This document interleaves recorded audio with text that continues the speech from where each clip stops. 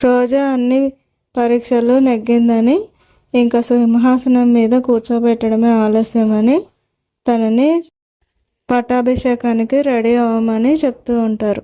పట్టాభిషేకానికి రోజాని Ramadevi ready చేస్తుంది. వీళ్ళు ఇలా రెడీ అవుతూ ఉంటే చామంతి, ప్రేమ్లు లాయర్ దగ్గరికి వెళ్తారు.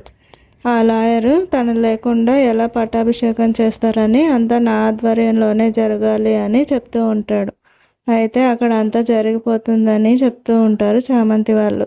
నా దగ్గర జన్మపత్రం ఉంది, అది లేకుండా ఎలా చేస్తారు, దాని ప్రకారమే ఉండాలి, తనే యువరాణి అని ఎలా కనుక్కుంటారు అని, పదండి వెళ్దామంటూ లాయర్ చామంతి వాళ్ళని తీసుకుని సంస్థానానికి వెళ్తారు. ఈలోపు అక్కడేమో రోజాని రెడీ చేసి సంతకాలు పెట్టిస్తూ తల మీద కిరీటం పెట్టి సింహాసనం మీద కూర్చోబెడుతూ ఉంటారు.